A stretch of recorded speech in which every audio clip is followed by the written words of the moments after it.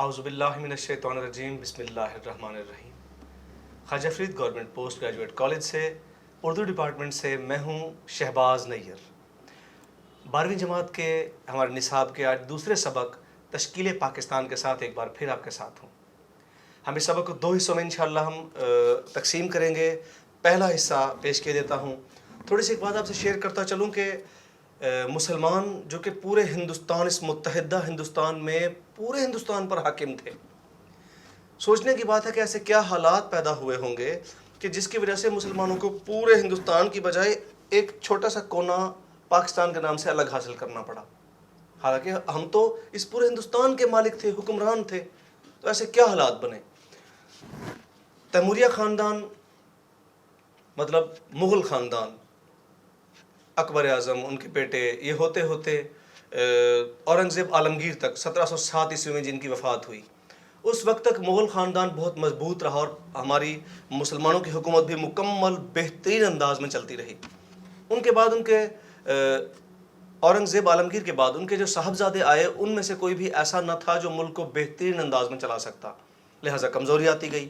اب اکبر اعظم نے جو دین الہی لائے تھے، اکبر اعظم اس دور سے کچھ مذہبی معاملات بگڑنے لگے تھے، معاشرتی اور مذہبی معاملات میں کچھ خلل آنے لگ گیا تھا متحدہ ہندوستان میں۔ اب ان کے ہوتے ہوئے میں ہائلائٹس دے رہا ہوں کہ پہلے تو شاہ ولی اللہ اور ان کے بیٹے شاہ عبدالعزیز نے آ کر کوششیں کی مسلمانوں کو اکٹھے کرنے کی، کو اکٹھا کیا جائے، ان کو آگے لے کے چلا جائے۔ پھر ایک شخص آئے سید احمد بریلوی، جنہوں نے بہت کوششیں کی مسلمانوں کو متحد کرنے کی، مضبوط کرنے کی، ان کی اصلاح کرنے کی، اور سکھوں سے لڑائیاں کی، اور اپنے ہی سرداروں کی غداری کی وجہ سے بالا کوٹ کے مقام پر شہید ہو گئے۔ پھر سید احمد بریلوی کے بعد سر سید احمد خان آئے۔ اب ایک بات اگر یوں دہرا دوں تو آپ کو سمجھنے اور یاد کرنے میں ذرا آسانی ہوگی کہ پہلے اصلاح کرنے والے جو پہلے شخص آئے، مطلب جو پہلے لوگ آئے، شاہ عبدالعزیز اور ان کے والد شاہ ولی اللہ، وہ لوگ جب آئے تو انہوں نے پہلے بندوں نے ایک اصلاح کی کہ لوگوں میں اسلامی احیاء کو بیدار کیا۔ جو دوسرا بندہ آیا مطلب اپنا سید احمد بریلوی دوسرے بندے، انہوں نے 2 کام کیے۔ ایک جناب مسلمانوں کی طاقت کو اکٹھا کیا، اتحاد پیدا کیا، دوسرا سکھوں کے ساتھ جنگ کی۔ اب جو تیسرے بندے آئے وہ تھے سر سید احمد خان۔ سر سید احمد خان تیسرے بندے تھے اور انہوں نے 3 کام کیے۔ پہلا کام یہ کہ جناب انہوں نے مسلمانوں، بلکہ شروع میں تو وہ سب کے متحدہ لیڈر بن کے سامنے آئے، انہوں نے پہلا کام یہ کیا کہ تعلیمی ادارے قائم کیے۔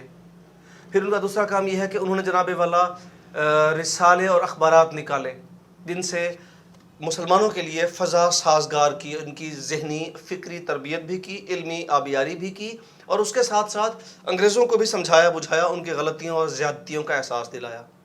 اب 2 کام ہو گئے، ایک تعلیمی ادارے قائم کرنا، دوسرا ان کا کام ہے کہ مختلف اخبارات اور رسائل جاری کرنا۔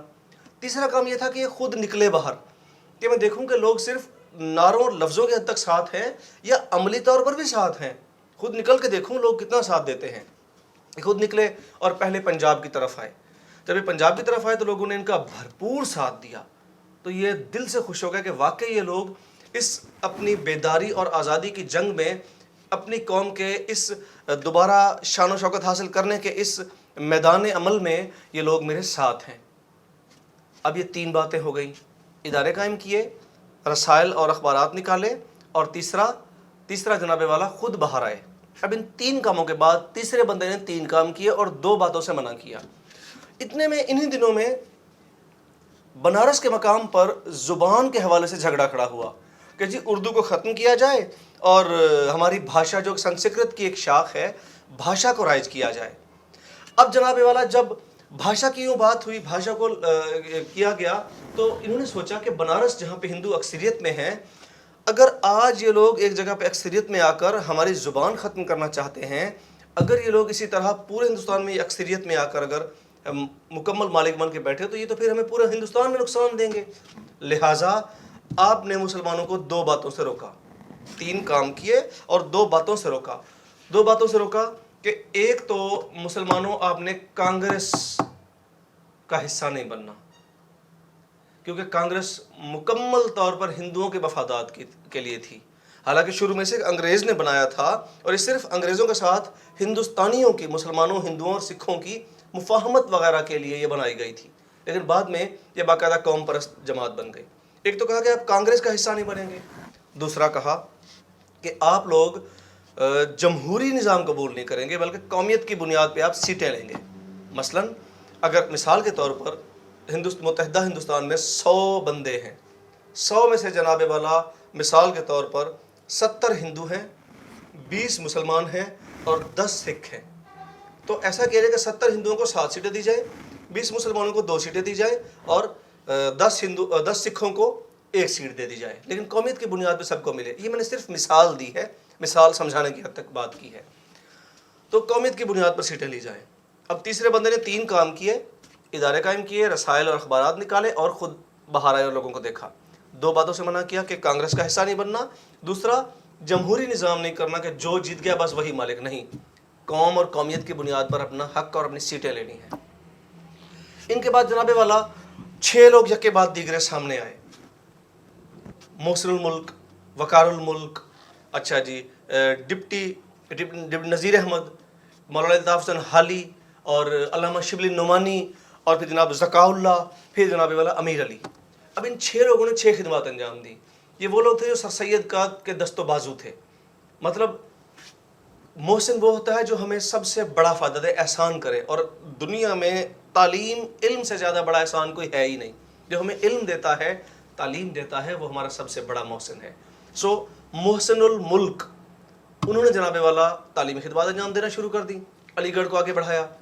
وقار الملک دوسرے شخصیت تھے. وقار الملک نے جناب والا سیاسی خدمات انجام دی کہ ملک کا وقار سیاست سے ہوتا ہے. وقار الملک نے سیاسی خدمات انجام دینا شروع کر دی. حالی نے اپنی شاعری کے ذریعے قوم کی اصلاح شروع کر دی. علامہ شبلی نعمانی نے قوم کو اسلامی تاریخ کا آئینہ دکھا کر قوم کے نوجوانوں میں جذبات، شدت اور اصلاح کا پہلو اجاگر کیا. اسی طرح جناب والا ذکاء اللہ نے بھی تحریریں لکھی، اور امیر علی نے کام کیا کہ امیر علی نے انگریزی میں تحریریں لکھ کر اسلام کی اور مسلمانوں کے اچھے رویوں کو انگریزوں پر ثابت کیا اور ان کی ذہن سازی کی کہ وہ ہمارے ساتھ معاونت کرے. اب پھر یہاں تک بات دہراتا ہوں ایک دفعہ کہ شروع میں شاہ ولی اللہ اور ان کے بیٹے آئے، پہلے لوگ تھے. انہوں نے ایک کام کیا کہ قوم کو اصلاح کی، مذہبی اقدار کی، احیاء کی، انہوں نے لوگوں میں شعور اجاگر کیا. دوسرے بندے سید احمد بریلوی آئے جنہوں نے 2 کام کیے کہ ایک تو مسلمانوں کو متحد کیا اور دوسرا سکھوں کے ساتھ لڑائی کی، جنگ کی پشاور کے مقام پر اور بالا کوٹ کے مقام پر، شہید ہو گئے. اب تیسرا بندہ آیا سر سید احمد خان. انہوں نے جناب والا تیسرے بندے نے 3 کام کیے. ایک تو ادارے قائم کیے، تعلیمی ادارے قائم کیے، دوسرا اخبارات اور رسائل نکالے، تیسرا خود میدان عمل میں آئے. پھر 2 باتوں سے منع کیا مسلمانوں کو: کانگریس کا حصہ نہیں بننا اور اس کا جمہوری نظام قبول نہیں کرنا، قومیت کی بنیاد پہ بات کرنی ہے. اب یہ ہو گئی. ان کے بعد 6 لوگ آئے. 6 لوگوں نے ایک کام کیا اپنی مرضی سے. میں بتا چکا: محسن الملک، وقار الملک، علامہ شبلی نعمانی، ڈپٹی نذیر احمد، الطاف حسین حالی، ذکاء اللہ اور اپنے امیر علی. اب ان کے بعد حضرت علامہ اقبال آئے جنہوں نے فلسفہ خودی پیش کیا، جنہوں نے قوم کو سنوارا، ان کی سوچ اور فکر کو تقویت دی. اقبال کے بعد پھر اقبال کے پردہ فرمانے کے بعد پاکستان بنا. اس میں درمیان میں سائمن کمیشن بھی آئے، گول میز کانفرنسز بھی ہوتی رہیں، اور جناب پھر مختلف ڈیز اور مختلف ایونٹس ہوئے. ایون کے 1937 والے انتخابات بھی ہوئے، اور اس کے بعد جنگ عظیم دوم بھی آئی اور پاکستان بن گیا. پھر پاکستان بننے کے بعد جو حالات تھے، یہ ہم دوسرے حصے میں ساری باتیں ڈسکس کریں گے. آئیے، اب میں آپ کو تفصیلات کافی دے چکا، سبق کا آغاز کرتے ہیں. میں بتاتا چلوں کہ سبق لکھا ہے میاں بشیر احمد نے. میاں بشیر احمد جو 1893 میں پیدا ہوئے اور 1971 میں وفات پائی جنہوں نے. یہ وہ شخصیت ہے جو حضرت قائد اعظم محمد علی جناح کے گہرے ساتھیوں میں سے تھے، قریبی ساتھیوں میں سے تھے، گہرے دوستوں میں سے تھے، جو ان کے ہم قدم رہے تحریک پاکستان میں. اور انہوں نے اپنے والد کے نام پر، جو کہ تھے جسٹس میاں شاہ الدین ہمایوں، ان کے نام پر ایک رسالہ ہمایوں بھی نکالا، اور اس میں انہوں نے مضامین بھی لکھے اور پروموشن دی، بہت تقویت دی اپنی قوم کو اور اپنی قوم کے لکھاریوں کو. اسی طرح تحریک پاکستان کے سرگرم رکن تھے، شاعر تھے، اور اس کے ساتھ ساتھ ان کی ایک نظم کا مصرع جو بہت مشہور ہے کہ ملت کا پاسباں ہے محمد علی جناح، یہ انہی کی نظم ہے لکھی ہوئی، انہی کی نظم کہی ہوئی ہے۔ آئیے جناب شروع کرتے ہیں سبق۔ تشکیل پاکستان۔ تشکیل پاکستان، تشکیل کا مطلب ہے شکل دینا، تعمیر کرنا، تشکیل دینا، بنانا، تعمیر کرنا، اٹھانا سنوارنا، کہ پاکستان کیسے بنا، پاکستان کی تعمیر کیسے ہوئی۔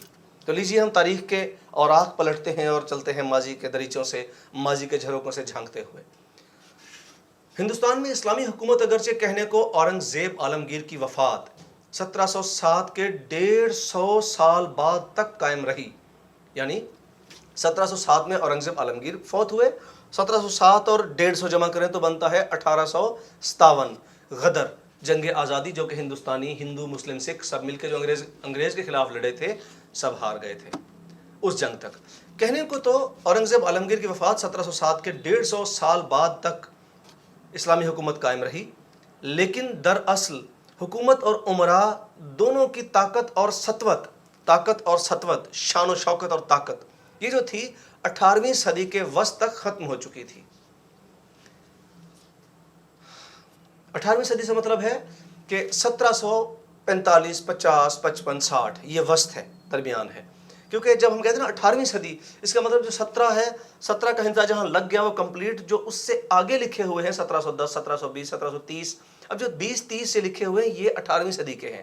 جیسے اب ہم جی رہے ہیں 2020 میں، تو 2000 کا ہنسا لگا، مطلب 2000، 20 صدیاں مکمل ہو گئی، 20 صدی مکمل ہوگی، 2000 ہنسا مکمل، اب جو اگلا 20 ہے وہ 21ویں صدی کا ہے۔ اس طرح جناب والا سطوت مسلمانوں کی امراء اور حکومت کی جو شان و شوکت تھی وہ 18ویں صدی کے وسط تک ختم ہو چکی تھی، یعنی 1750-60 تک ختم ہو چکی تھی۔ 19ویں صدی کے شروع میں مسلمانوں کے سیاسی تنزل، زوال کی تکمیل ہوئی۔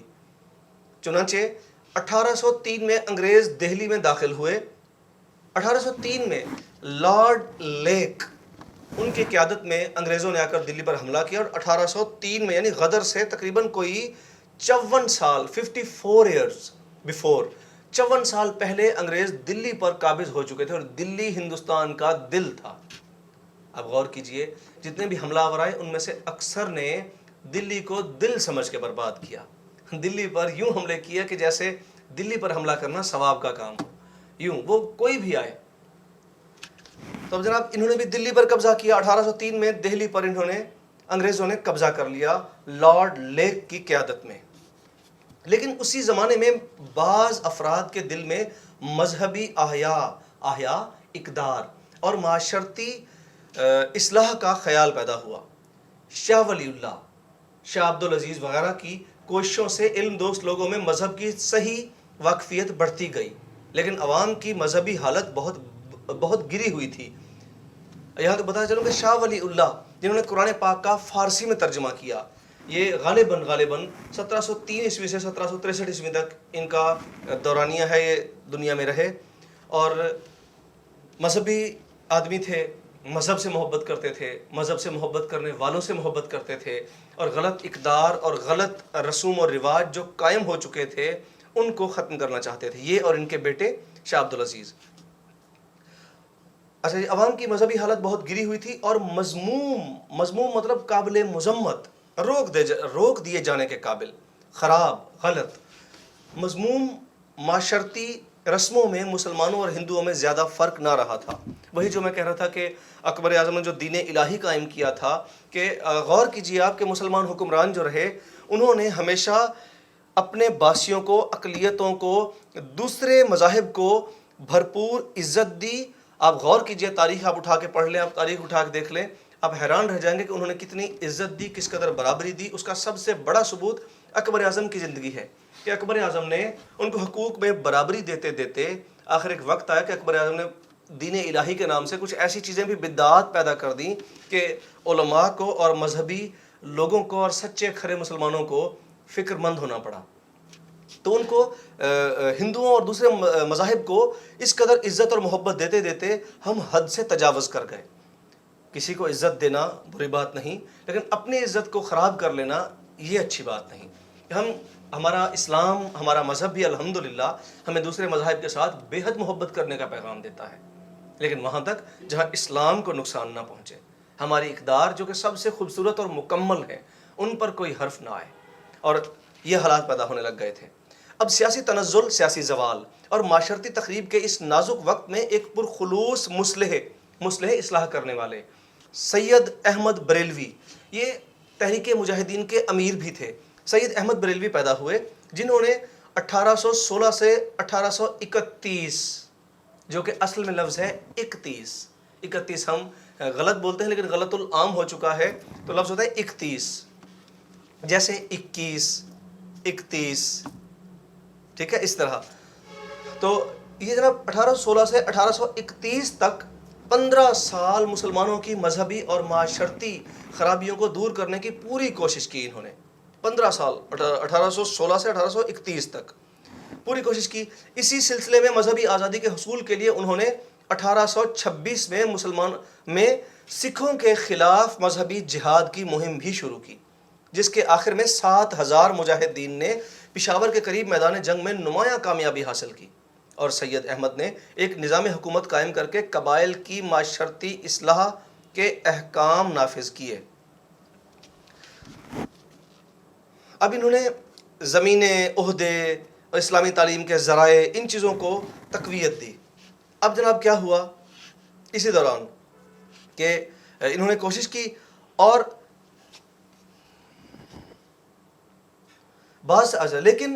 لیکن بعض سرداروں کی غداری سے جو سکھوں کے ساتھ شریک ہو گئے، آخر کار مسلمانوں کو شکست ہوئی، اور ان کا رہنما 6 مئی 1831 کو بالا کوٹ میں شہید ہوا۔ یعنی مسلمانوں کی مسائی کوشش خود مسلمانوں ہی کے ہاتھوں برباد ہو گئی۔ یہ بات یاد رکھنے کے قابل ہے کہ سید احمد بریلوی نے بار بار ہندوستان کے مسلمانوں کو دوسری قوموں کے مقابلے میں جمع کیا، اور ان کے اصلاحی کام کو ان کے بعض مذہبی جانشینوں نے جاری رکھا۔ سر سید بعض باتوں میں اپنے ہم نام کے ہم خیال تھے اور ان کے عقیدت مند تھے۔ جی ہاں، سر سید اپنے ہم نام سید احمد بریلوی، سید احمد، سر سید احمد، یہ ان کے شروع میں سر آتا ہے، ان کے بعد میں بریلوی آتا ہے، دونوں سید احمد ہیں دونوں، یعنی سر سید احمد خان اپنے ہم نام سید احمد بریلوی کے بعض باتوں میں ہم خیال بلکہ عقیدت مند تھے۔ اب اسی زمانے میں بہار میں مسلمانوں میں فرائضی تحریک اٹھی۔ فرائضی تحریک یہ مشرقی ہند یعنی بنگال میں اٹھی تھی، اور حاجی شریعت اللہ نے اسے قائم کیا تھا۔ اس کے جو کرتا دھرتا تھے وہ فرائضی تحریک کے حاجی شریعت اللہ تھے، جنہوں نے ہندو زمینداروں کے شر سے غریبوں کو محفوظ کیا، ان کسانوں کو جو غریب تھے اور ان کے مسلسل زیادتیوں کا شکار ہو رہے تھے ان کو محفوظ کیا، اور اس کے ساتھ ساتھ انہوں نے مسلمانوں کو اور چھوٹے طبقے کو، وہ جس سے بھی تھا، ان کو استحصال سے بچایا۔ ان کے اسی کام کو ان کے بعد حاجی شریعت اللہ کے بعد ان کے بیٹے دودو میاں نے بھی قائم رکھا۔ تو انہوں نے جناب والا فرائضی تحریک اٹھی ان دنوں میں، انہوں نے اسے قائم کیا، جس کا مقصد غریب مسلمانوں کی ناگفتہ جو گفتگو کے قابل نہ ہو، جو بیان نہ کی جا سکے، ناگفتہ بے حالت کی اصلاح اور ان کی امداد تھا۔